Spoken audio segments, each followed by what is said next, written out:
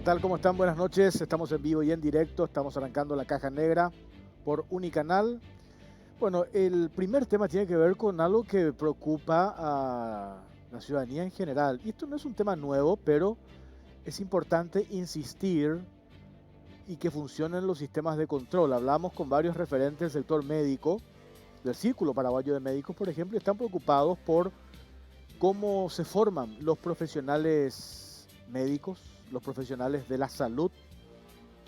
Y esto tiene mucho que ver con el rol que deben cumplir las instituciones encargadas de habilitar las carreras de medicina.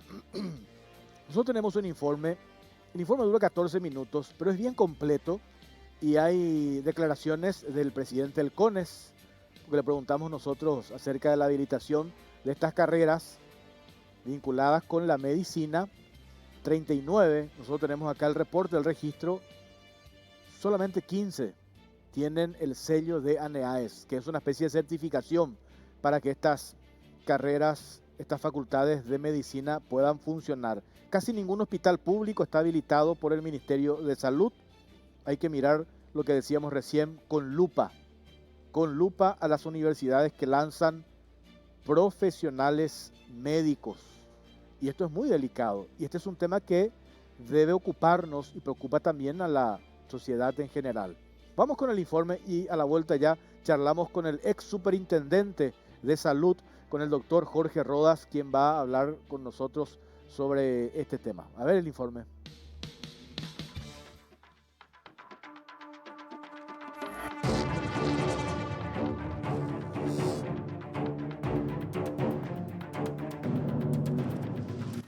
Educación médica en crisis. ¿Cómo se forman los profesionales de la salud en Paraguay? En la actualidad existe una amplia oferta académica en el ámbito de la medicina en el Paraguay. Durante esta formación, los estudiantes universitarios y los residentes deben realizar sus prácticas hospitalarias supervisadas con el fin de desarrollar las destrezas necesarias para una prestación de servicios de alta calidad. Para ello, se realizan convenios entre las casas de estudios y los hospitales sin garantizar que estos establecimientos cumplan con los requisitos. El Consejo Nacional de Educación Superior CONES es el órgano responsable de proponer y coordinar las políticas y programas para la educación superior. Entre sus funciones figura la de dictaminar sobre la creación y clausura de universidades e institutos superiores. Estos dictámenes tienen carácter vinculante ante el Congreso Nacional y deben fundarse en el informe técnico proporcionado por la Agencia Nacional de Evaluación y Acreditación de la Educación Superior, ANEAES. Es decir, el CONES es el órgano responsable de aprobar formalmente una propuesta académica para ofrecer como oferta a los estudiantes, mientras que la ANEAES certifica la calidad académica ofrecida. En ese sentido, de acuerdo a los datos actualizados del catastro del CONES, existen unas 39 carreras de medicina entre universidades públicas y privadas. De ese número, solo 15 poseen el sello de calidad que otorga la ANEAES según su página web. La primera carrera de medicina del Paraguay fue la de la Universidad Nacional de Asunción UNA, creada a finales de 1800. La segunda fue la Universidad Católica en Villarrica. Hasta antes de la Constitución de 1992, había solo 2 carreras disponibles y con la nueva Carta Magna se abrió la posibilidad de habilitar más. En el 2013 se creó el CONES y este clausuró 28 carreras de medicina y derogó leyes de creación de instituciones educativas. En cambio, aprobó otras 12 carreras. En la actualidad, el Consejo se encuentra en plena tarea de actualización de su catastro de ofertas académicas. En medio de esa labor también identifica los centros hospitalarios que realizan convenios con las universidades para las prácticas de los estudiantes universitarios y los profesionales residentes. El presidente del CONES, Narciso Velázquez Ferreira, quien es el representante de la Universidad Católica de Asunción en ese órgano, explica que la institución educativa debe gestionar ante el Ministerio de Salud un centro hospitalario de práctica para sus estudiantes y que el CONES lo habilita como centro asistencial de educación superior de acuerdo al número de camas y la complejidad del establecimiento. Una vez catastrado un campo de práctica, se establecen los aranceles para las universidades dependiendo de las camas. Las habilitaciones se hacen por sedes y por instituciones. Es decir, si una institución tiene una sede en un lugar, se habilita esa oferta para ese lugar. Pero si la misma institución quiere abrir, aunque sea la misma en otro lugar, tiene que también habilitarlo para ese lugar. Sobre todo para la ciencia de la salud, que requiere de una infraestructura muy específica, entonces necesariamente la habilitación es por institución y por sede. CONES está construyendo un registro, un catastro específico de todos los centros de prácticas, no solamente por lugar, porque normalmente son los hospitales públicos, los hospitales regionales y también algunos centros asistenciales privados que también están habilitados. Lo que el CONES está haciendo actualmente es justamente identificar la capacidad que tiene cada uno de esos centros y para ver si es que la cantidad de estudiantes que acuden allí corresponden a la complejidad y a la posibilidad que tienen los centros, así también como respetando todo lo que hace relación al respeto al mismo paciente y la posibilidad de la tutoría que deben de tener los instructores. Normalmente los hospitales, o sea, por decirlo, aquí en Capital, por ejemplo, el IPS, por ejemplo, si es que vamos a hablar del Departamento Central, el Hospital de Clínicas, que es uno de los grandes también, el Hospital Militar, el Hospital Rigoberto Caballero, todos estos son de gestión pública, y también los otros centros, algunos de ellos privados, por ejemplo el Hospital Universitario, por ejemplo también estos grandes sanatorios que tenemos, que tiene complejidad y que tiene también afluencia importante de pacientes. El Hospital Barrio Obrero también, exactamente, sí. Lo mismo el Hospital del Corazón que tenemos en Lambaré, etcétera. Son centros que hoy están habilitados como tal y a donde acuden tanto estudiantes como residentes. En primer lugar, nosotros respetamos la habilitación que hace el mismo Ministerio de Salud por la complejidad de los centros asistenciales. Es decir, entender que en qué nivel está habilitado ese centro asistencial. Actualmente el CONES exige que para un lugar de práctica tenga del nivel 3 de habilitación por el Ministerio de Salud para que ese centro sea identificado. Eso implica pues que tenga consultorios, que tenga lugar de internación, que tenga quirófano, que tenga terapia intensiva, entre otras cosas. Los instructores tienen que ser especialistas en aquello que están instruyendo a los que se preparan para la función en ciencias de la salud. También niveles menores, que pueden ser lugares de atención rápida o ambulatoria, también pueden servir como lugares de vinculación para la formación. Sin embargo, el CONES tiene la mirada directamente identificada como centros de prácticas a aquellos que son de nivel 3. Se paga por números de cama, Y habitualmente. Y hasta 30 camas, 10 millones de guaraníes, más o menos, porque es un cálculo en número de jornales del salario mínimo. Incluso respeta una referencia estandarizada que está establecido por la UNESCO y también por la Organización Mundial de la Salud. En caso de necesidad, en caso de que el CONES requiera, también tiene la verificación in situ. Normalmente para la habilitación se tiene que hacer una verificación. Primero hay una declaración por parte de la institución, se tiene la documentación que la habilita como tal y luego el CONES hace una verificación también. Una verificación de infraestructura que pasa incluso por la aprobación de los planos que debe hacerse a nivel municipal.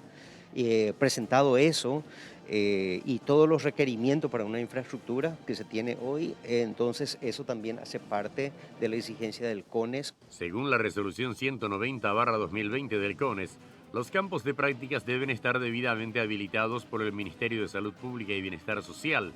Cada 10 años, las instituciones educativas deben actualizar su oferta académica de ciencias de la salud. Sin embargo, en la práctica, el 99,5% de los hospitales públicos dependientes del propio Ministerio de Salud ni siquiera están habilitados por la misma institución, de acuerdo con el Círculo Paraguayo de Médicos. Para obtener dicha habilitación, es necesario cumplir con una serie de requisitos, como por ejemplo contar con un buen sistema de ventilación, de iluminación, de control de enfermedades infecciosas, no tener a pacientes en los pasillos, entre otros. Grandes centros hospitalarios no cuentan con esa habilitación para operar, tales como el Hospital del Trauma, Clínicas, IPS, el Hospital Nacional, el de Medicina Tropical, el INERAN, Hospital de Barrio Obrero, entre otros. ¿Se autorizan las prácticas sin las condiciones necesarias? Uno de los centros médicos asistenciales de la educación superior catastrado por el CONES es el Hospital General de Barrio Obrero, el cual carece de habilitación por parte del Ministerio de Salud Pública. Este nosocomio tiene 123 camas, 13 en urgencias, 28 en pediatría, 15 en ginecología, 14 en UTI, entre otros. Allí realizan sus prácticas los estudiantes de la Universidad Católica en programas de posgrado de especialización en cirugía general, ginecología, obstetricia y pediatría. Para cirugía general, el sitio solo cuenta con 6 camas, siendo esto escaso para desarrollar las competencias necesarias de los médicos que están formándose. El hospital cuenta con un plantel de 263 médicos, a los cuales hay que sumar alrededor de 70 residentes, 24 en pediatría, 21 en medicina familiar, 19 en gineco-obstetricia y 6 en cirugía. Además, tiene entre 20 y 30 estudiantes de último año practicando en el sitio. Para estar catastrado, la propia directora del hospital reconoció las precariedades en que trabajan en el lugar. La cantidad de residentes fueron los que nos ayudaron a enfrentar la pandemia. Todas las especialidades pusieron su parte en la pandemia. Ahora, en cuanto a los estudiantes de último año, sí, se disminuyó durante la pandemia y ahora recién están retomando. Que podamos seguir recibiendo toda la cantidad de residentes. El problema que nos limita mucho es la infraestructura del hospital. El hospital ya se quedó chico para la cantidad de población que llega y la respuesta que da el hospital. O sea, los profesionales dan todo lo que pueden, respuesta a los pacientes, pero digamos que el edificio en sí ya no da más. Para que tengas idea, nosotros anteriormente teníamos una sala de espera, chica por cierto, pero sala de espera al fin, y ahora se convirtió en un almacén de vacunas. O sea que nuestra gente ahora no tiene una sala de espera para consultorio y tienen que esperar afuera. Porque si ustedes se fijaron al ingresar, son pasillos ya lo que nos queda. Pasillos en donde ubicamos las personas, en donde tampoco se mantiene, digamos, mucho el distanciamiento porque son chicos los pasillos, si ustedes se habrán dado cuenta. Entonces, este hospital en sí, damos respuesta, pero como les digo, ya es chico, ya no aguanta, muchas veces decimos nuestra jerga popular, ya no aguanta. Entonces, ¿cómo se autoriza dicho servicio como centro de formación de una especialidad médica sin que reúna las condiciones necesarias? La resolución del CONES número 190/2020 para centros médicos asistenciales que acompañan procesos académicos de las entidades de educación superior sujetas a la ley número 4995/2013, establece la capacidad que deben tener los campos de práctica para los estudiantes de medicina en vistas a la calidad de la formación de los mismos y la protección de los pacientes. El documento establece que los hospitales o sanatorios públicos o privados o centros médicos asistenciales que proporcionan entrenamiento, prácticas o pasantías universitarias en el sistema de educación superior para las carreras de pregrado, grado y programas de posgrado del área de ciencias de la salud deben estar habilitados en los niveles requeridos por el Ministerio de Salud Pública, disponer de una capacidad e infraestructura adecuadas para el ejercicio de la docencia, como así también de descanso, alimentación y bienestar de los docentes y estudiantes.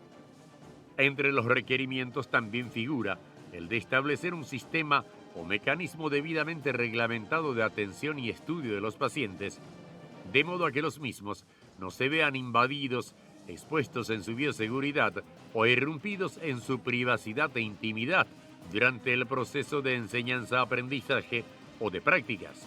En ese sentido, en mayo pasado, un padre denunció que en IPS de Pedro Juan Caballero pretendían atender a su hija con estudiantes aglomerados en un pequeño consultorio, lo cual violaba la disposición que obliga a no sobrepasar el límite aceptado.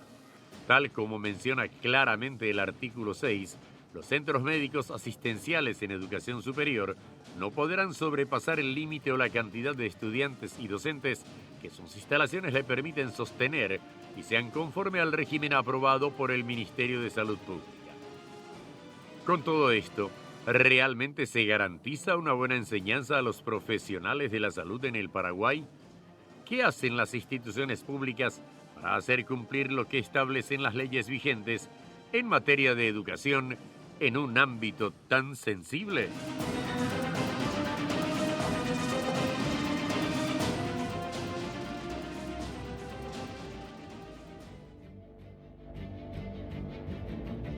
Bueno, sobre este tema vamos a hablar con el doctor Jorge Rodas. Él es docente universitario de medicina, evaluador de ANEAES, miembro titular del Círculo Paraguayo de Médicos, ex superintendente de salud. Es una persona autorizada para proporcionarnos información sobre todo esto que rompecabezas, doctor. ¿Cómo está? Buenas noches. Buenas noches, Jorge. Qué tema complejo este. Yo digo, ¿por dónde empezamos, verdad? Lo primero que veo es esto, cuando preparábamos el informe, hay cuestiones que orillan la irregularidad académica y administrativa. Sí, Jorge. Permíteme 20 segundos cumplir con la formalidad. Te agradezco por la invitación y te agradezco por ocuparte de un tema de salud. La formación médica está relacionado directamente con nuestra salud pública.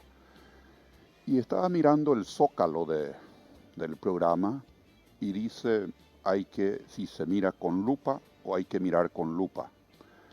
Yo abreviaría diciendo de que a simple vista hay muchas cosas que en este momento se puede observar y pareciera ser de que el diagnóstico, como decimos los médicos, para empezar un proceso, no es muy complicado.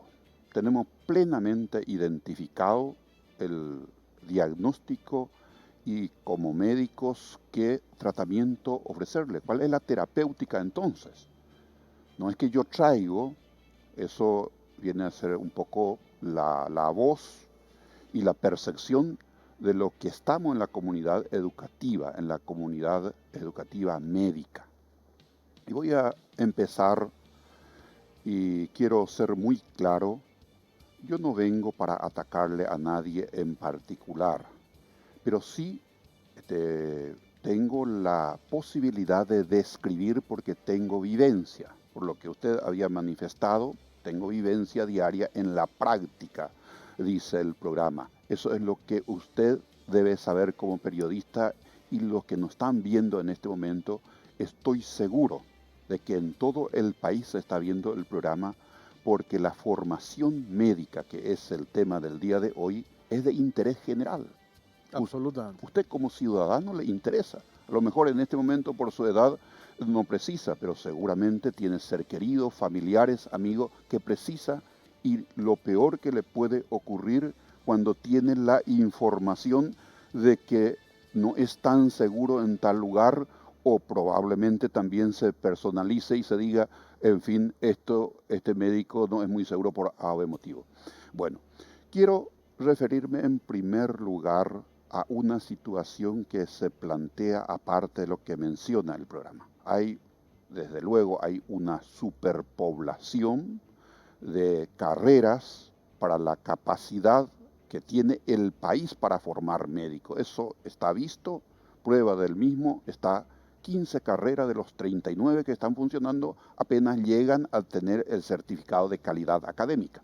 ¿De 39? De 39 carreras funcionando en el país, solamente 15, eso lo dice el programa, creo que el mismo presidente del CONE había manifestado. Así es. Bueno, ¿Dónde está el problema según este diagnóstico que yo llamo? Y tenemos problema de paternidad, yo diría, paternidad irresponsable, porque habilitamos, creamos carreras que no podemos sostener, así como todos estamos percibiendo, la formación de lo que habíamos creado, con el sello de calidad que demanda esta disciplina. Uno. Reglón seguido, se crea una ley 4995 de educación superior, otra vez con problema. ¿Por qué motivo? Porque los regulados regulan. ¿Qué significa eso? De que en este caso el CONES, el presidente lo dijo, el programa, el presidente es rector de una universidad. Es decir, él es un regulado en este momento que regula. Y entonces se genera esa situación que los abogados dicen, en parte, repetidas veces, se da la situación de que pareciera ser de que hay una cuestión de juez y parte. ¿Dónde está el ejemplo de lo que acabo de afirmar? Una disposición del año 2020, la 190, la que mencionó también, emitido en el año 2020 por el CONE, dice claramente, con lo que estoy muy de acuerdo, que los centros asistenciales de médica de educación superior deben estar debidamente habilitadas por el Ministerio de Salud y otras instituciones públicas. Dice, creo que se refiere a la Superintendencia de Salud. Y se enojan conmigo las veces que me preguntan ustedes cuántos hospitales, cuántos establecimientos de salud tenemos en el país habilitados. Yo no tengo otra que remitirme a lo que el propio establecimiento de salud me había reportado y yo dije 90% no están habilitados. Sí. Reglón seguido, en esa misma disposición, ellos catastran, censan para los centros de práctica. Tan importante, Jorge, y todo lo que nos están viendo, digo, el centro de práctica. Y voy a irme a los programas de especializaciones médicas. Mencionaba que un centro asistencial que en este momento está funcionando como centro de práctica tiene la responsabilidad de formar cirujano con 9 camas. Es decir, tiene 5 camas en el internado y 4 camas en la urgencia. Esa es su población de paciente para formar especialistas en cirugía general. Y hay unos criterios de calidad establecidos y que todo el mundo conocemos, del mundo me refiero a la comunidad educativa, de alguna manera lo que contribuimos en la formación médica, claramente dice de que el centro debe tener la variedad de patología, el número de camas, entre otras cosas. Claro. Estamos encarando solamente. Sí. Porque, y le voy a llevar a un plano práctico. El residente que le llamamos nosotros, el que está haciendo el curso del programa, tiene que ver patología de cuello, patología de tórax, patología de abdomen, patología de miembros. Es decir, y no es solamente que una vez que yo vea en mi formación ya sea suficiente. Hágase idea qué variedad de patología puede tener son 6 residentes que se está formando en ese centro. No quiero entrar en nombres propios, sí, para no herir susceptibilidades. Sí. Y viene, orilla el bochorno académico, cuando el propio órgano rector del país, el órgano rector de la educación superior, lo autoriza. Pongámosle que antes de este catastro estaba funcionando, y todo lo que funciona en EMAU tiene el derecho de andar, como decía abuela, andar por su cabeza. Pero cuando viene el órgano rector y autoriza ya es oficial. Claro. ¿Y dónde está el pecado? Y quiero que me comprendan los del CONES de que cuando en medicina uno comete un error y reconoce, va por la salud del paciente. Y quiero, en ese mismo sentido, esta es una situación que ellos, yo no sé, por inocencia, mal asesorado, no sé la causa, ellos empezaron a catastrar hospitales, como decía allí, hospitales con tantas camas, sin verificación in situ del centro de práctica. Solamente hicieron una revisión documental y los papeles aguantan todo. Es decir, vamos a poner un caso hipotético. Yo soy el que estoy ofertando la especialización en cirugía general. Y me pone una lista de requisitos el CONES y yo remito con los avales correspondientes al CONES. Ellos hacen la revisión documental, pero entre la realidad de si es cierto lo que estoy afirmando en este momento, es otra cosa completamente. Es otra cosa completamente. Tal es así que catastraron centros que no tienen las mínimas condiciones para formar especialistas. Pongo el ejemplo concreto y hay muchas otras. Entonces el Círculo Paraguayo de Médicos había emprendido una serie de actividades invitando inclusive a periodistas. Invitó al CONES, al representante del CONES, a la agencia, al representante de la ANEAES, a miembros de la comunidad educativa, docentes, estudiantes, directivos de varias carreras de medicina, y llegamos a la conclusión de que esa resolución se tenía que posponer como mínimo su implementación. Porque en una parte es de cumplimiento imposible. 90% de los establecimientos del país no están habilitados y dice ahí de que la condición sine qua non es que deben estar habilitados. Claro. Reglón seguido, aparte de eso, empiezan a catastrar sin la verificación in situ y entonces se da esta situación. Nos fuimos, nos recibió virtualmente el presidente, le agradezco, estuvo el vicepresidente, el doctor Clarito, y el secretario del CONES, y nos dijo a nosotros que nos iba a recibir solamente a la comisión directiva. Le expliqué claramente al presidente. En realidad yo le dispenso, él no es de la disciplina, y a veces es muy complicado los que no están en el tema, así cuando usted me explica muy profundamente el tema de periodismo, probablemente yo no comprenda muchas cosas, la misma cosa.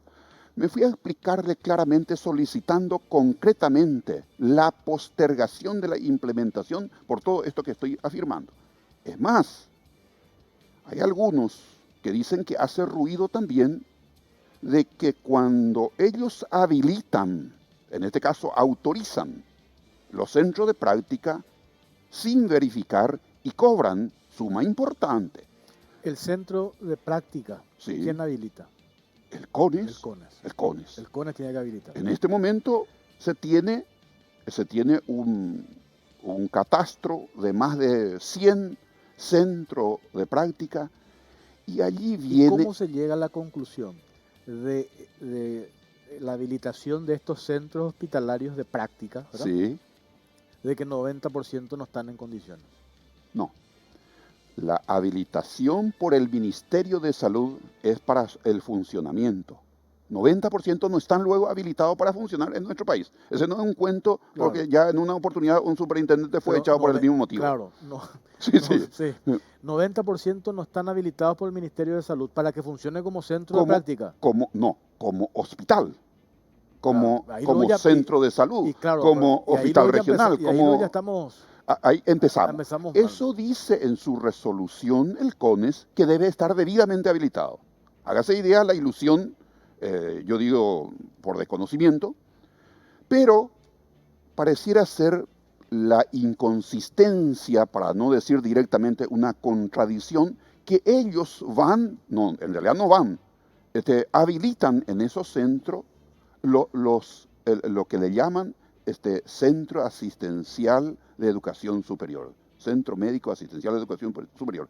Esto que estoy mencionando, es decir, habilitan para que en este caso funcione, se lleve adelante la residencia, que viene a ser una especialización médica, es la primera especialización después de egresar.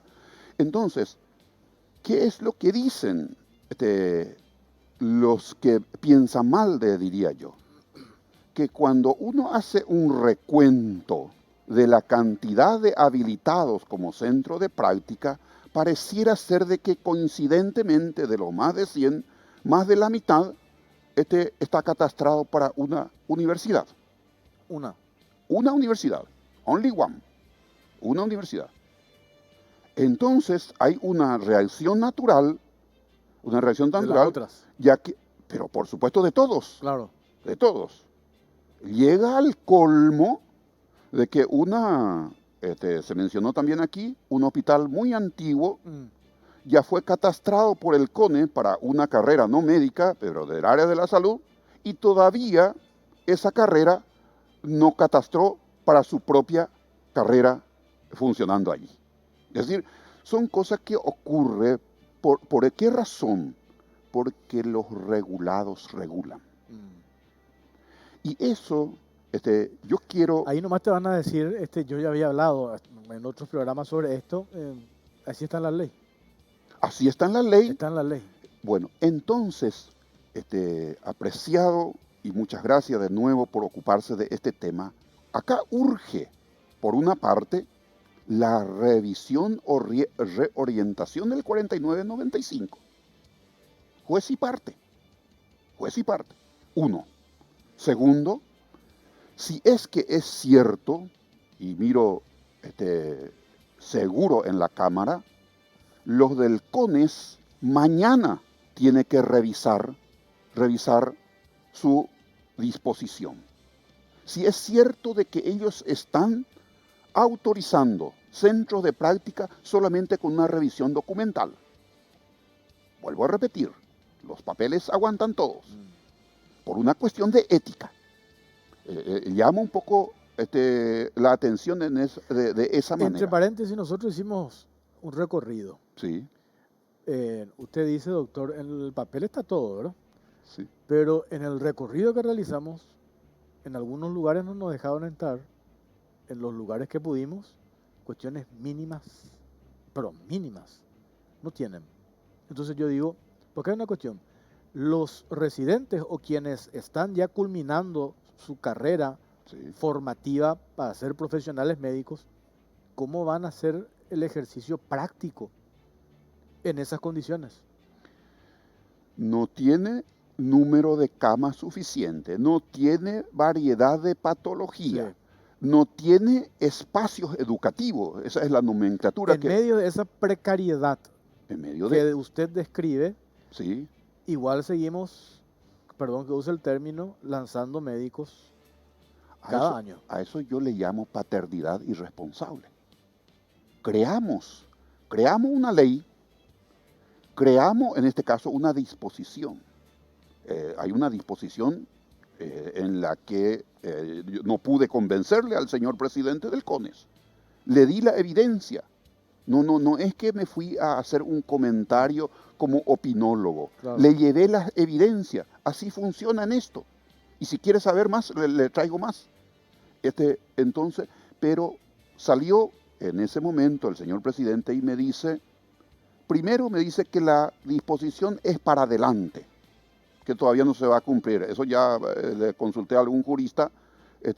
Hay una disposición emanada en el 2020, pero no sabemos cuándo va a entrar en vigencia. Segundo, cuando pareciera ser de que me vio no muy convencido, me dijo, ¿por qué no tramitan ustedes con sus rectores? Nosotros somos un órgano colegiado donde los rectores estuvieron de acuerdo con esta disposición. Sin embargo, el Círculo Paraguayo de Médicos llegó a conseguir la firma de varios decanos que ofertan, decanos de facultades de medicina, que ofertan carreras de medicina, porque decanos que no están en la disciplina, poco o nada pueden opinar. Claro. También hay rectores que firmaron.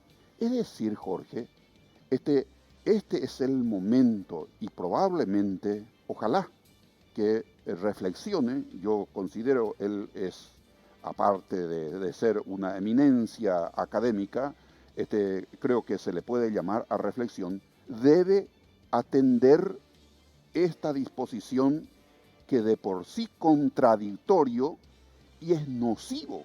Absolutamente. Porque va a ser cómplice de esta formación, de esta generación de médicos que en este momento estamos trasladando a la sociedad. Tengo que hacer una pausa cortita. A la vuelta, ya para ir redondeando, doctor, cuando usted plantea, ustedes, digo, el Círculo Paraguayo de Médicos, frenar esto, ¿qué pasa con las carreras habilitadas? ¿Qué pasa con esos profesionales que ya están en los últimos años? ¿Qué van a hacer? Van a quedar a la vuelta de la pausa, a la vuelta de la pausa. Ya venimos.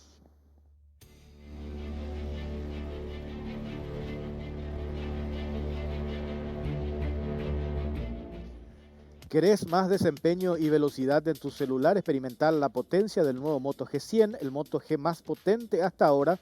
Sistema de cámaras de 64 megapíxeles con audio zoom, doble cámara selfie, una batería de 5000 mAh que dura mucho más y un procesador ultra potente compatible con la nueva plataforma Ready 4. Nuevo Moto G100. Adquirí este producto en Celex S.A. o distribuidores autorizados. Motorola representa y distribuye Celex S.A.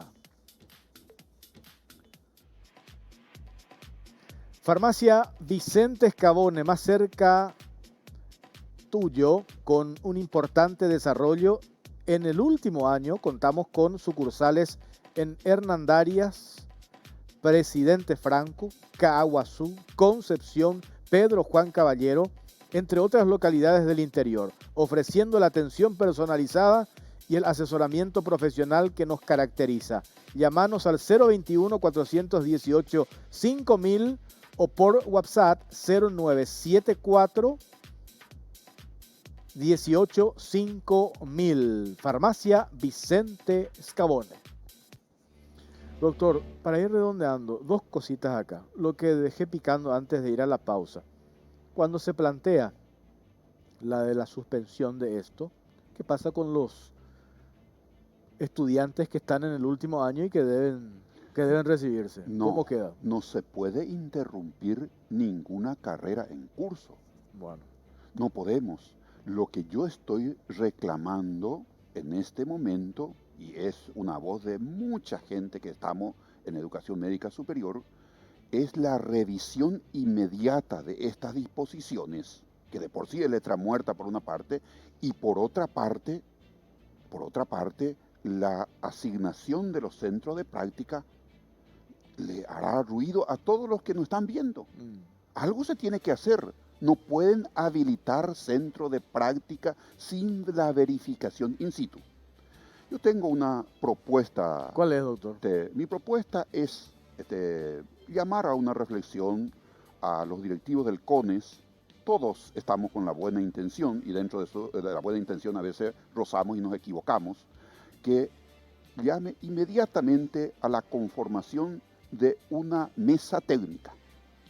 Tiene que ser una mesa técnica conformado, dirigido por el CONES, conformado por representantes de la ANEAES.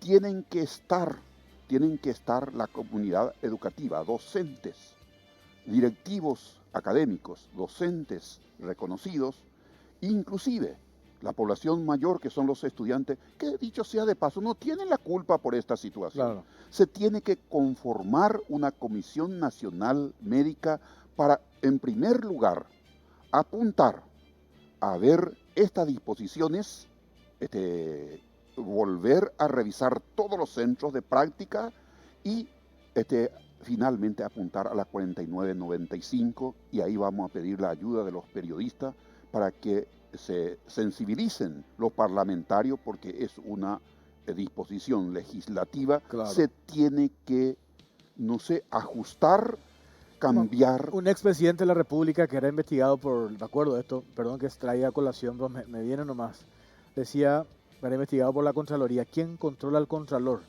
Sí. Y esto mismo se traduce. ¿Quién controla al CONES? ¿Por qué? ¿Por qué digo esto? Porque estamos hablando de los regulados que regulan. Entonces, ¿quién les controla a ellos? Yo me acuerdo cuando se crea esta instancia, ¿verdad? Yo entiendo la pretensión de cuando se crea el CONES. ¿Pero quién los controla a ellos? ¿Quién los controla?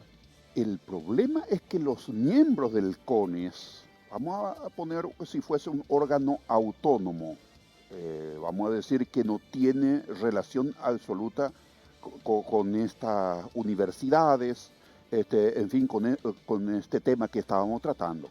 Pero ellos son parte interesada también. Sí. Absolutamente. Bueno, doctor, este es un tema que vamos a seguir.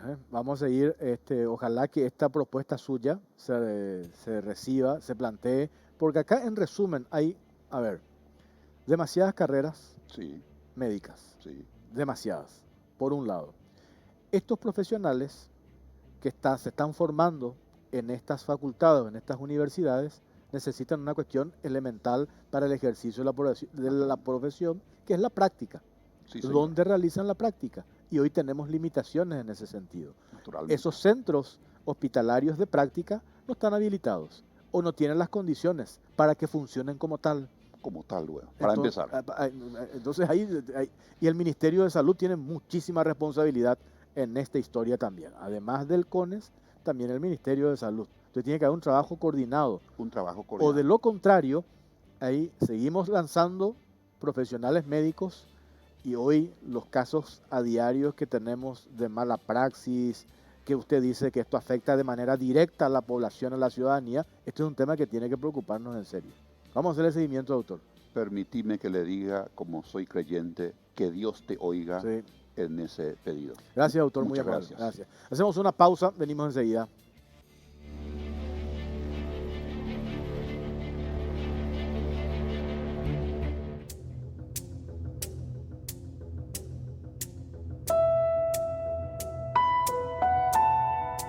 Con juicio falso se apropiaron de una vivienda de familia española. La familia española Sopeña fue víctima de la mafia judicial tras ser despojada de un inmueble de casi 5 hectáreas, aparentemente mediante un juicio que en realidad nunca existió. Tras una semana de incertidumbre, los legítimos dueños recobraron la posesión del terreno. El caso ya está siendo investigado por el Ministerio Público. Una insólita y terrible situación es la que padeció la familia Sopeña tras el sorpresivo arrebato sufrido de su terreno ubicado sobre la calle Leonismo Luqueño y Felipe González del cuarto barrio de Luque. La residencia perteneció a Roberto Luque, fundador de la ciudad, y luego pasó a José Patricio Gullari.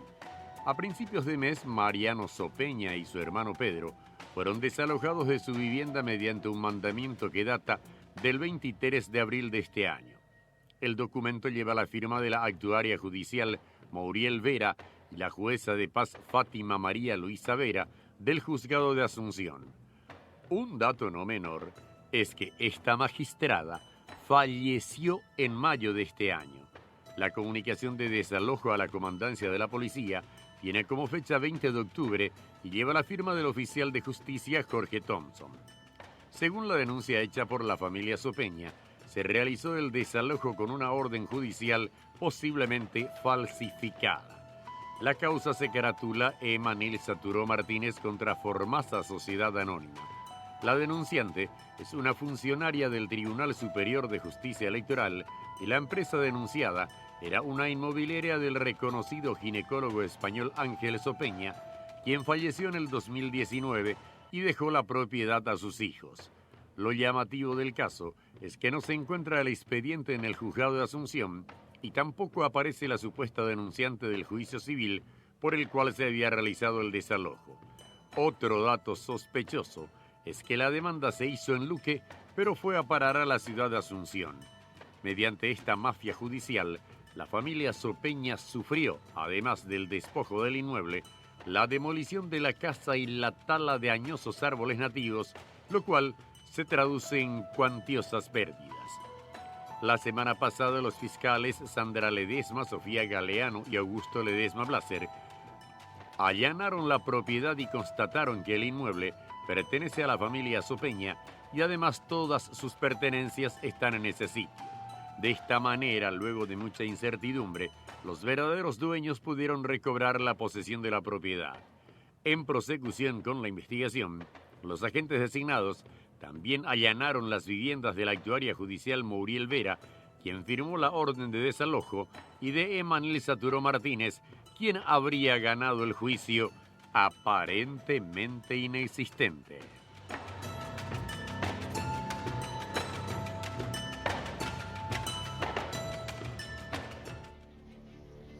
Navidad sin ti, calor. Este año es posible pasar una Navidad sin calor, sí, porque llegó a Bristol el Ukulele del calor y trajo los aires split con las cuotas más bajas del país. Y eso no es todo, la instalación es totalmente gratuita. Además, todas tus compras participan de la promo 1.000 millones en premios. Contactanos ya, llamanos al 519-4000 o acércate a cualquiera de las sucursales de todo el país. Bristol, la mejor casa de electrodomésticos del país.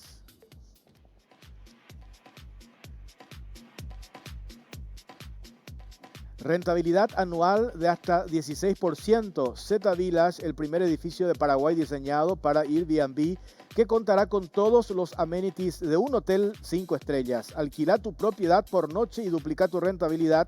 Invertí en Z Village y ofrece tu propiedad a 1 millón de viajeros que llegan cada año a Paraguay para hacer negocios, estudiar o vacacionar. Además cuenta con servicio de administración, gestión de huéspedes para que no tengas que ocuparte de nada. Departamentos monoambientes y de una habitación en Mariano Roca Alonso frente al aeropuerto desde $25.999. Z Village, tu mejor manera de invertir. Encontralo en Infocasas. Eduardo Bernal, doctor abogado de la familia Sopeña. ¿Qué tal, doctor? ¿Cómo estás? Buenas noches, Jorge. Buenas noches a toda la audiencia. Bueno, juicio falso, ¿cómo eso es? Bueno, esto se inicia el 1 de diciembre cuando mis clientes son desalojados de su vivienda, una vivienda, un patrimonio histórico. Esta vivienda perteneció a José P. Guyari. José Patricio Guyari, cuando era presidente de la República, tomaba el tren en la estación frente a la Plaza Uruguaya, iba hasta la estación kilómetro 12 y de ahí unos kilómetros, caminaba unos pasos para su casa quinta, ¿verdad? Los muebles de esa antigüedad es una construcción colonial y fueron desalojados el 1 de diciembre. Entonces mis clientes empiezan a buscar apoyo jurídico, consultar uno que otro abogado hasta que dan conmigo. Y yo concurro hasta la sede de la justicia de paz de la catedral, que queda a una cuadra de los tribunales en Sajonia, y pregunto por el expediente. Yo pensé que iba a encontrarme un expediente frondoso con algunas participaciones de mis clientes, ¿verdad? Algunas intervenciones, y me dicen los funcionarios que no les suena, no conocen ese expediente, ¿verdad? Lo cual puede ser que pase inadvertido, de los ¿verdad? tantos que hay puede ser, claro. Sí. Entonces pego una vuelta, puede estar en casilla, puede estar en despacho, pudo haberse ido a la cámara, en fin. De repente no es extraño que el expediente no esté disponible, ¿verdad? Pero sí ya es extraño que a ningún funcionario le suene, ¿verdad? Normalmente a alguien le suena un poco, alguna vez escuchó el expediente. Entonces a las 2 o 3 horas vuelvo, desde el lunes, de este lunes pasado, perdón, y no está el expediente. Vuelvo el martes, miércoles era feriado, vuelvo el martes y me dice la actuaria que ese expediente no está, que ella no conoce ese expediente. Entonces pido el cuaderno, que es un cuaderno de ingresos de expediente 2020-2021, y no figura ese expediente. Automáticamente voy a la Fiscalía de Luque, la unidad penal de Luque, radico la denuncia, y la fiscal Sandra Ledesma, Sofía Galeano y el fiscal Augusto Ledesma, en una intervención que aprovecho tu espacio, Jorge, para darle las gracias a los agentes fiscales que han actuado de una manera inmediata, proceden a allanar la vivienda, se quedan aprehendidos los guardias de seguridad que estaban ahí. La empresa en ningún momento quiso colaborar diciendo quién los contrató. Posteriormente, a eso a las 3:30, 4 de la mañana, nos constituimos al domicilio de la actuaria que firma la orden de desalojo. Sí. Y a las 6:30 de la mañana Muriel Vera. nos constituimos al juzgado de paz de la catedral, donde la fiscalía evidentemente constató fehacientemente que el expediente nunca se tramitó. Inventaron un expediente. No, ni siquiera inventaron el expediente, inventaron solamente la orden de desalojo. La orden de desalojo existe, pero no hay expediente, solamente está la orden de desalojo. O sea, ni siquiera en forma física, no existe una documentación falsa, pero ni eso existe. Bueno, tenemos nosotros la fotografía de la orden del mandamiento de desalojo que tomó un vecino, asustado por la situación, ¿verdad? El 1 de diciembre van a las 10 de la mañana, el oficial de justicia, Thompson, le da 2 horas de tiempo a mi cliente para que abandonen un predio de casi 5 hectáreas, una casa de 11 habitaciones. Es imposible que en 2 horas uno pueda llevar todo ese tipo de... Espérame, doctor, tengo que hacer un flash informativo, un minuto, a ver.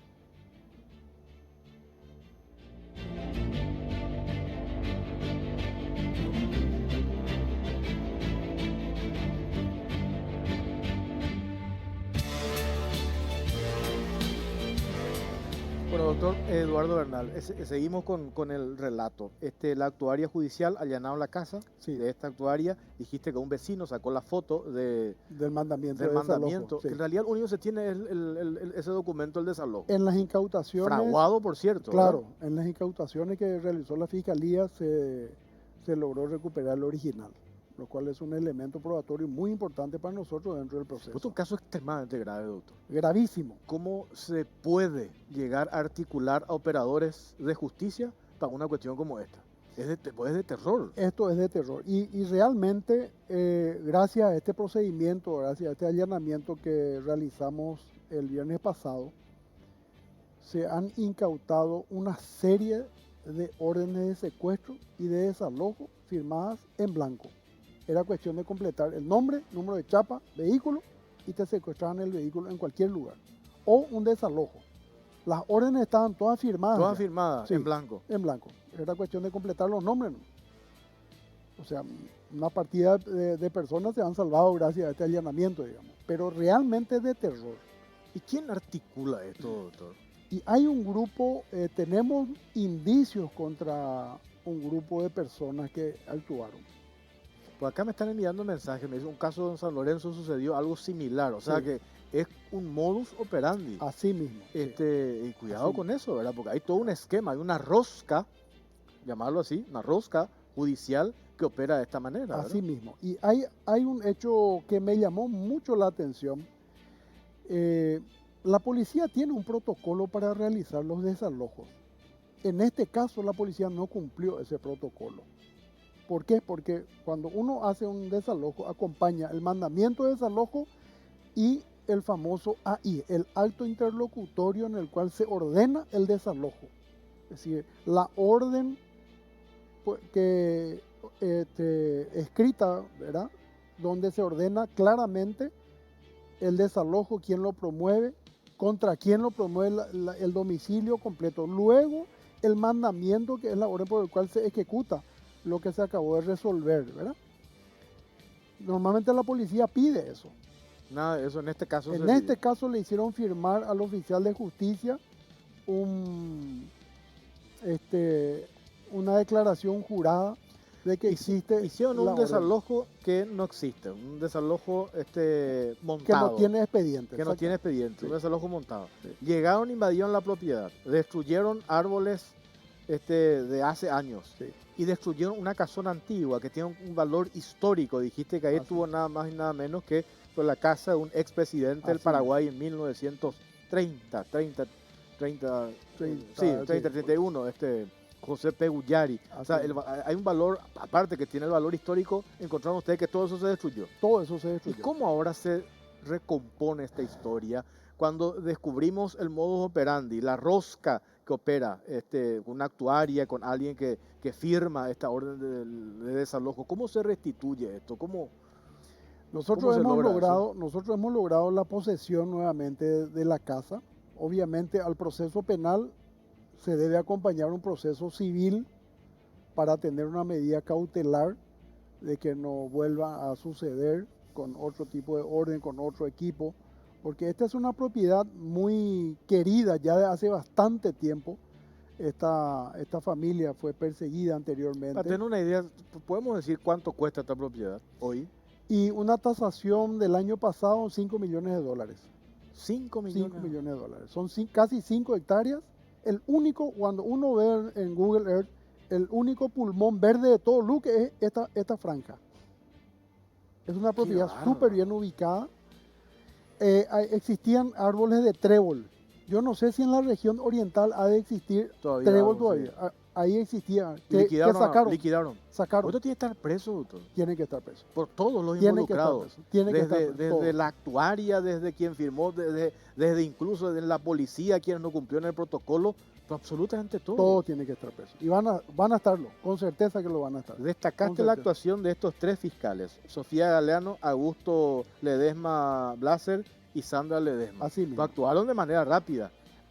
Nosotros hicimos la denuncia a las 13 horas y a las 19:20 ya estaban solicitando la orden de allanamiento. A las 2 de la mañana salimos para allanar. Su cliente recuperó la posesión. Así mismo.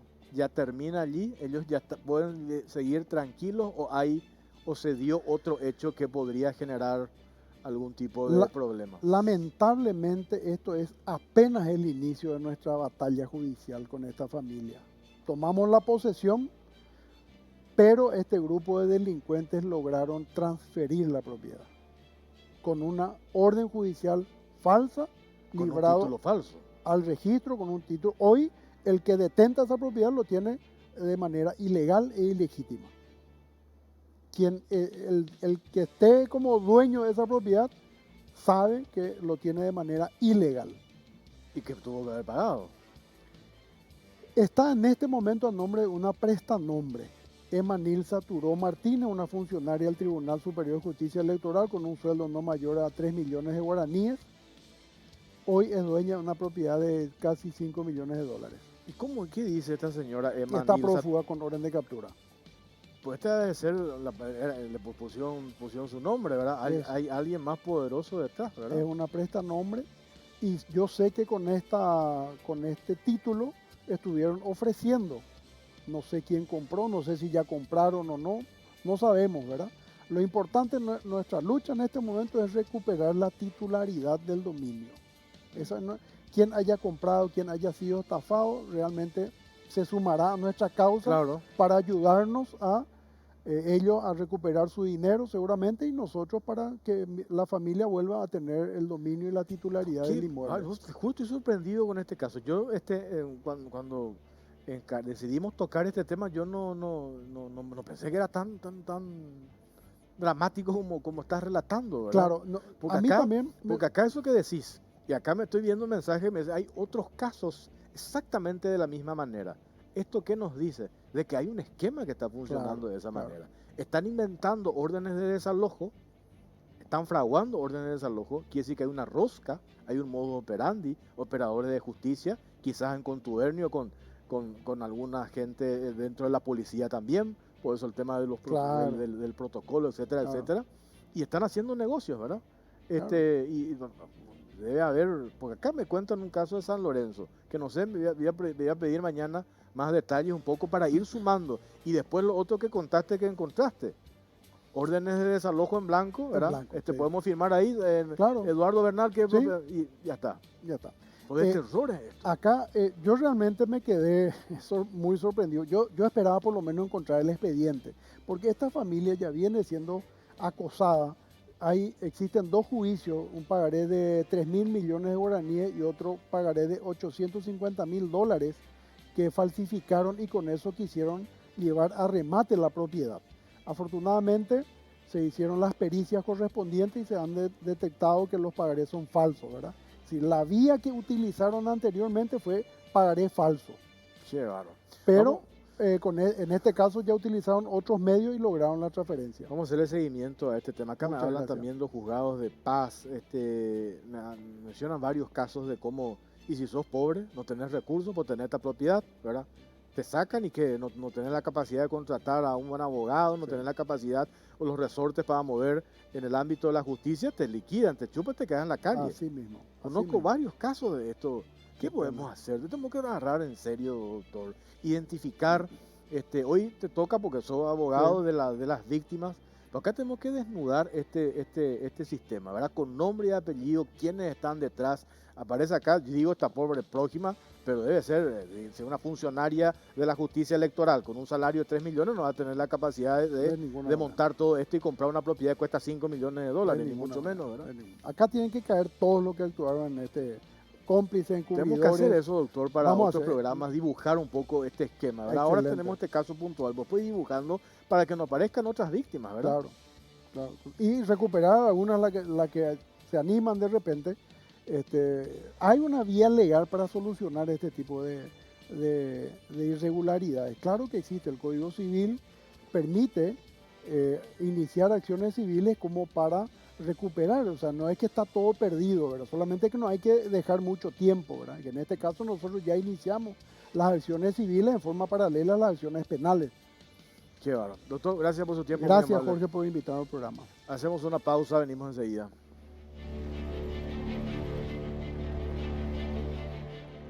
¿Querés más desempeño y velocidad en tu celular? Experimenta la potencia del nuevo Moto G100, el moto más potente hasta ahora, sistema de cámaras de 64 megapíxeles, con audio zoom, doble cámara selfie, una batería de 5000 mAh que dura mucho más y un procesador ultra potente compatible con la nueva plataforma Ready 4.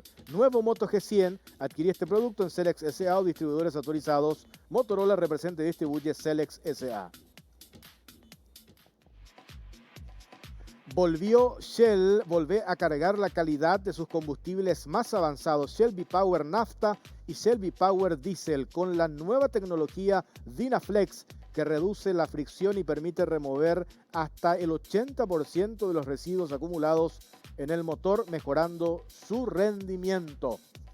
Bueno, hace uso de su derecho a réplica. Está acá con nosotros el actual presidente de la Comisión Nacional de la Competencia, CONACOM, Rolando Díaz. ¿Qué tal, doctor? ¿Cómo estás? Bien, muchas gracias, Jorge. Un gusto saludarte a vos y, por supuesto, a la audiencia. Más que hecho de réplica, me encantaría aprovechar el espacio, sobre todo para explicar la situación, ¿no? A ver, explícanos por qué la absolvieron al clan Ferreira. Sí, lo primero que tengo que hacer, y quiero destacar un poquito, dos cuestiones importantes previas, ¿no? Desde el punto de vista de la ley de competencia, que es la ley que nosotros aplicamos, nosotros no analizamos ni en este ni en ningún otro caso las circunstancias que tienen que ver en su conjunto con el famoso caso del llamado clan Ferreira, ¿vale? Es decir, esas cuestiones, hay varias de esas cuestiones que tienen que ver con la provisión propiamente de los bienes que formaban parte de los insumos, camas, etc. Todas estas cuestiones han sido y son analizadas y sancionadas en todo caso por la Dirección Nacional de Contrataciones Públicas. Y por otro lado, entendemos que están en trámites también cuestiones que tienen que ver incluso con cuestiones de orden penal. Es decir, efectivamente están siendo analizadas esas cuestiones. ¿Qué es lo que nosotros analizamos en la Comisión Nacional de la Competencia? Sencillamente si hubo colusión, ¿vale? Si hubo una violación del artículo 8 de la Ley de Defensa de la Competencia en el marco no solo de esa licitación, sino de 8 licitaciones que se desarrollaron durante varios años. Ese es el foco de la cuestión. Otro asunto que quiero destacar es que en el informe que presentaron en la semana pasada, en ningún momento se cuestiona, y creo que eso es bueno, positivo, en ningún momento se cuestiona que la resolución sea correcta y conforme a derecho. O sea, no se dice en ningún lugar que la resolución no responde a una normativa vigente, más propiamente a dos normativas vigentes, es decir, al artículo 40, inciso G, de la Ley de Contrataciones Públicas y al artículo 2, inciso 4 de la Ley de Defensa de la Competencia. Sobre eso es lo que voy a explicar. En ningún momento se hace referencia a eso. Y quiero empezar por donde termina el informe, ¿sí? El informe plantea la siguiente pregunta. Dice, si desde el principio, y esa es la cuestión sobre la cual gira toda la cuestión, ¿no? O sea, todo el análisis gira en torno a esto. Dice, si desde el principio ya se sabía que las empresas de los Ferreira estaban vinculados por accionistas en común y que por ello no existe infracción alguna, se pregunta por qué los directivos de la CONACOM ordenaron inicialmente la investigación en junio del 2020. Esa es la cuestión que se está planteando, ¿sí? Como si no se pudiera abrir una investigación para justamente determinar si existen o no hechos que sancionar. Es decir, se abre efectivamente, se abre a instancias de la Dirección de Investigación, es una investigación de oficio de la Dirección de Investigación, se solicita la apertura para la investigación, el directorio en ese momento lo que hace es analizar si existen indicios, y como tal son indicios, no son cuestiones que llevan a la convicción total o al resultado final, es decir, incluso se dice en nuestra resolución, como tiene que ser en derecho, que la apertura de una investigación no supone la condena. Es decir, lo que se hace es investigar para saber si efectivamente hay algún ilícito, alguna conducta reprochable, ¿no? Entonces, en ese marco, efectivamente se da apertura. ¿Cuál es el siguiente paso que se tiene que dar una vez que se abra la investigación? Pues, sencillamente, la Dirección de Investigación, y ahí quiero hacer un paréntesis, si me permitís. Sí. Creo que es importante recordar que la CONACOM está conformada básicamente por dos órganos. El directorio, que está integrado por 3 miembros, que actúa en este tipo de casos como un tribunal, y lo estoy poniendo en esos términos para poder graficar y para que nuestra audiencia nos pueda seguir más fácilmente. Y por otro lado, la Dirección de Investigación, que actuaría como una fiscalía, es decir, que es el órgano que debería investigar y en todo caso acusar, si encuentra mérito para ello. En este caso sí acusaron. Que en este caso sí acusar o desestimar, ¿sí? De hecho, en este mismo caso, la Dirección de Investigación desestimó su investigación y no acusó respecto de una de las empresas, porque inicialmente empezó la investigación respecto de 3 empresas, pero de una al final no acusó. Podía perfectamente no acusar también por las otras 2 o por las personas físicas, ¿sí? ¿Qué significa esto? Que lo que hace el directorio en la resolución de apertura, y eso se puede leer, que le pasamos justamente a Cintia, tu productora, y entiendo que ustedes tienen esa resolución de apertura, lo que hacemos es valorar los indicios de una colusión, ¿sí? ¿Y cuáles serían esos indicios de colusión? Que haya habido una coordinación en una licitación pública, ¿sí? Nosotros valoramos efectivamente eso, vimos que podía haber esos indicios, y lo que consideramos en ese momento es que era oportuno iniciar la investigación.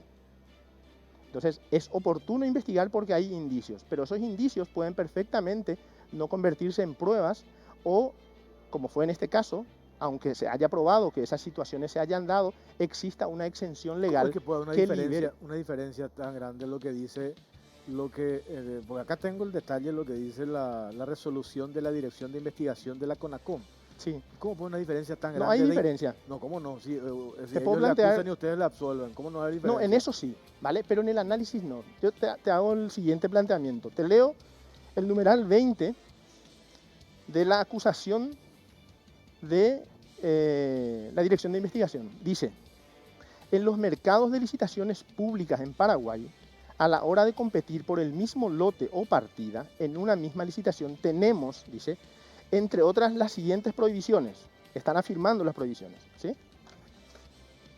Y no te voy a leer todo el resto, solo la pertinente. Dice, 2 entidades económicamente independientes no pueden formular ofertas para dicho lote si las personas que formulan las ofertas tienen vínculos entre sí por algún socio o asociado común. Punto seguido. En ese caso, también se violaría el artículo 40, inciso G de la Ley de Contrataciones Públicas. Está en la acusación, o sea, lo podemos revisar si te parece bien. Y más adelante sigue diciendo, no está prohibido que 2 entidades económicas, en el número 32, no está prohibido que 2 entidades económicas independientes, pero con vínculos, y este creo que es el detalle importante porque sobre esto gira todo, con vínculos distintos, es decir, vínculos que no sean los que va a citar ahora, vínculos distintos de algún socio o asociado común, formulen ofertas para el mismo lote o partida en la misma licitación. Vuelvo a repetir, no está prohibido que 2 entidades económicas independientes, pero con vínculos distintos a los de socio o asociado común, En sentido inverso, sí está prohibido, como lo dijo 3 párrafos más arriba, cuando tienen vínculos de un socio o un asociado común, sí está prohibido. Entonces, cuando hay otro vínculo distinto al de socio o asociado común, no hay prohibición. Y sobre eso, a partir de ahí, la Dirección de Investigación cita, porque hay un vínculo, ¿cuál es ese vínculo distinto sobre el cual gira todo el análisis? El vínculo de parentesco. El hecho de que Patricia y su hermano, no recuerdo el nombre, sean hermanos. Ese es el vínculo al cual se hace referencia. Y se dice claramente que ese tipo de vínculos no está prohibido. Y tiene razón. Ese vínculo no está prohibido por el artículo 40. El artículo 40 lo que prohíbe es que haya vínculos de socios o asociados comunes. Seguidamente, en la misma acusación, a partir del numeral 33 en adelante, la Dirección de Investigación cita 2 jurisprudencias de la Dirección Nacional de Contrataciones Públicas. Y esa jurisprudencia hace referencia justamente a estas cuestiones. ¿Por qué? Porque dice que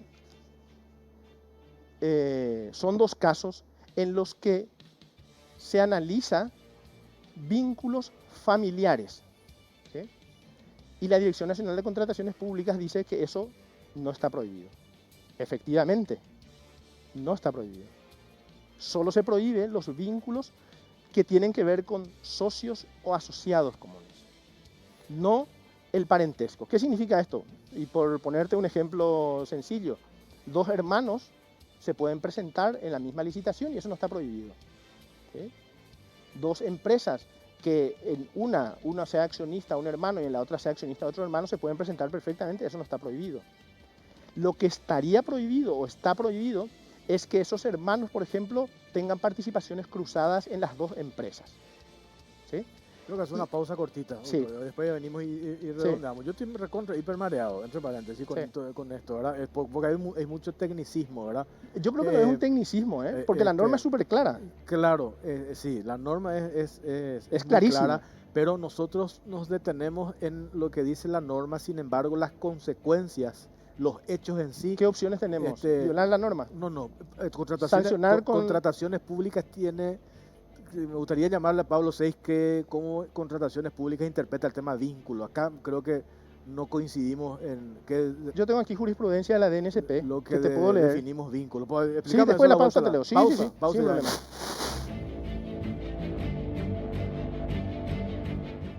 Bueno, doctor, 1 minuto y medio tenemos. Bueno, voy a citar Sí. que fuera de gama ya te estuve explicando, Jorge, y lamento muchísimo el tiempo porque no fue el mismo tiempo que tuvimos para... que yo vi el documento después, ¿vale? Pero... ¿Cómo tu réplica es más que el informe que pasamos? El otro día pasamos un informe de 4 minutos, ya está hace 20 minutos. Hace 10 minutos. No. Bueno, pero no importa. Bueno, la DNSP, pero es más larga tu réplica, sí, te cuento. La DNSP es tajante al establecer lo siguiente en 2 jurisprudencias que quiero citar. ¿Sí? Dice, no solo debe existir para pero, que... ¿Por qué decís que esa es la jurisprudencia de la DNSP? ¿Y por qué es jurisprudencia de la DNSP? Aquí No. tengo las referencias, te puedo citar. Resolución de la DNSP, aquí está. En síntesis, por la cual se rechazan las protestas. Está bien, en síntesis, el clan Ferreira no no cometieron colusión. No, acordaron efectivamente presentarse en partidas diferentes. Eso está aprobado y nosotros lo reconocemos. Sí. Lo que ocurre es que la ley de defensa de la competencia tiene un artículo que es el artículo 2, inciso 4, que dice que cuando una ley distinta a la ley de defensa de la competencia le autoriza y otorga prerrogativas o derechos para realizar algo a alguien, y eso puede estar inmerso dentro de lo que podría estar tipificado como una conducta reprochable desde el punto de vista de la ley de competencia, no será reprochable como tal. Y en este caso no solamente le permite, le obliga, porque dice que no se pueden presentar, está prohibido. Bueno, doctor, explícame después, hacemos un dibujito, un cuadro, yo no entiendo. Yo, disculpe, me puedo quedar contigo. Reconocer mis limitaciones, pero no entiendo. Vos sos abogado, Jorge. No, que eres abogado. No soy abogado. No soy abogado. ¿No sos abogado? No, soy un humilde periodista, pero estoy mareado, no entendí absolutamente nada. Pero yo me quedo aquí contigo hasta la medianoche y hasta las 6 de la mañana también si hace falta y te explico. Pero por una sencilla razón. Explícame. Porque nuestro rol es dejar claro lo que estamos haciendo. O sea, Sí. es nuestra obligación. Yo Entonces, nomás digo es cómo el importante- trabajo de los profesionales de la Dirección de Investigación técnicos que están en la CONACON dicen blanco y ustedes el directorio dicen negro. La misma institución. Digo, ¿cómo puede ser que no porque exista? centraron su atención Entonces, en claro. el vínculo familiar Y y entonces, la ley no hace referencia al vínculo y familiar. entonces son todos unos, los miembros de la Dirección de Investigación son todos unos burros entonces. Bueno, hay que tener en cuenta que nosotros Bueno, pero estamos no tengo más tiempo. empezando No te- no en tengo- esto no y tengo- hay que- no tengo más estamos tiempo. tratando de formar Pero también el necesito que equipo. me explique, porque yo no entendí Sí. absolutamente, yo no sé si estoy desconcentrado, porque no entiendo absolutamente nada. Bueno, gracias por acompañarnos, nos reencontramos el próximo, o sea, no te enojes, te digo con absoluta sinceridad. ¿eh? Encantado, Bueno. encantado. Está Gustavo Recalde, no se me ni canal, chau, chau, chau.